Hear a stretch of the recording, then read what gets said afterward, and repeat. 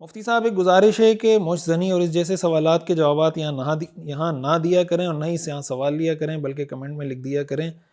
کہ سوال کرنے والا اس واٹس ایپ نمبر سوال بھیجے، ہم گھر کی مستورات کے ساتھ بیٹھ کر آپ کا بیان سنتے ہیں اور آج انتہائی شرمندگی محسوس ہوئی، یہی کام مفتی طارق مسعود صاحب دامت برکاتہم بھی کرتے ہیں۔ معذرت کہ آپ دونوں کے احساس نہیں کرتے، آپ کو جو تکلیف ہوئی میں اس پہ معذرت چاہتا ہوں، لیکن ہمارے پاس چونکہ سوالات ایک ہی اس میں آ رہے ہوتے ہیں نا، سارے سوالات ہم جمع کر کے رکھ دیتے ہیں۔ اب کسی نے سوال پوچھا ہے، ظاہر ہے کہ شرعی ضرورت بھی ہوتی ہے، یقیناً آپ کی بات ٹھیک ہے کہ بعض اوقات جو سوالات ہوتے ہیں وہ حیا کے خلاف ہوتے ہیں، ہمیں بھی اچھا نہیں لگتا کہ اس طرح کے سوالات کو ہم ڈسکس کریں، اس لیے کہ حیا کے خلاف ہوتے ہیں، خواتین بھی دیکھ رہی ہوتی ہیں، سوالات جواب کے سیشن سن رہی ہوتی ہیں، جیسے آپ نے لکھا ہے فیملی کے ساتھ لوگ دیکھ رہے ہوتے ہیں۔ تو اب اگر اس کو ہم اس پر لائیں کہ بھائی آپ واٹس ایپ پہ پوچھیں، واٹس ایپ پہ جو پہلے ہم نے ایک نمبر دیا ہوا ہے اس پہ اتنا ایک اس کی سوالات کی بھرمار ہوتی ہے کہ سمجھ نہیں آتا کہ یار کس کو جواب دیں، کس کو چھوڑیں۔ اور پھر یہ ایسا مسئلہ ہے کہ جو عمومی نوعیت کا ہے، ظاہر ہے کہ نوجوانوں کے لیے ایک عمومی نوعیت کا مسئلہ ہے،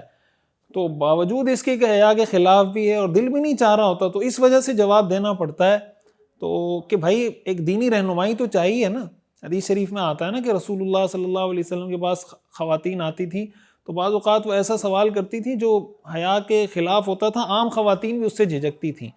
لیکن آپ صلی اللہ علیہ وسلم نے ان کی اس بات پہ تعریف کی کہ بھائی انصار کی عورتیں اس لحاظ سے اچھی ہیں کہ دین کا مسئلہ پوچھنے میں جھجکتی نہیں ہیں۔ تو میرا خیال یہ ہے کہ یہ مسائل اگرچہ حیا کے خلاف ہیں، لیکن شرعی مسئلہ ہونے کی وجہ سے اگر ہم اس کو بیان کریں گے تو ظاہر ہے جو خواتین ہیں، گھر کی مستورات ہیں، ان کو اپنے بچوں کی تربیت میں بھی ان چیزوں میں آسانی ہوگی۔ آگے جا کے ظاہر ہے جو بچیاں ہیں وہ آگے جا کے ماں بنیں گی، ان کے بچے ہوں گے، پھر انہوں نے بچوں کی تربیت کرنی ہے، انہوں نے بچوں کو کن چیزوں سے دور رکھنا ہے، کن کے قریب رکھنا ہے۔ اس لیے یہ ساری چیزیں ہمارے پیش نظر ہوتی ہیں جس کی وجہ سے سیشن میں آ جاتی ہیں۔ اگر بہت ہی کوئی پرسنل نوعیت کا مسئلہ ہو نا، وہ تو پرسنل میں اس کا جواب دینا چاہیے، لیکن عمومی نوعیت کا مسئلہ ہوتا ہے تو اس لیے اس کا یہاں جواب دے دیا جاتا ہے۔ مفتی صاحب یہ عجیب سا سوال ہے، اگر کسی لڑکے کو لڑکوں میں دلچسپی ہو اور کسی لڑکے کو دیکھ کر گندی خواہشیں پیدا ہوں تو کیا کریں، اور کیا جس لڑکے کو یہ بیماری ہو تو اس کا لڑکوں کی طرف دیکھنا گناہ ہے جیسے کہ نامحرم کو دیکھنے سے ہوتا ہے؟ دیکھیں میں اس پر پہلے بہت تفصیلی کلپ ریکارڈ کروا چکا ہوں، آپ اس حوالے سے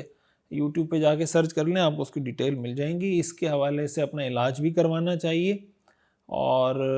اس طرح کی ایکٹیویٹیز سے اپنے آپ کو دور رکھنا چاہیے، اور اس طرح کی گیدرنگ سے اپنے آپ کو دور رکھنا چاہیے، اس طرح کے لوگوں سے اپنے آپ کو دور رکھنا چاہیے، اور کسی اللہ والے سے اصلاحی تعلق قائم کر کے اپنی اس طبیعت کی تبدیلی کی طرف جانا چاہیے، اللہ تعالیٰ سے دعا بھی کرنی چاہیے۔ میں اس پہ بہت تفصیلی ایک دفعہ کلپ ریکارڈ کروا چکا ہوں، تو آپ سن لیں، امید ہے کہ انشاءاللہ اس سے آپ کو فائدہ ہوگا۔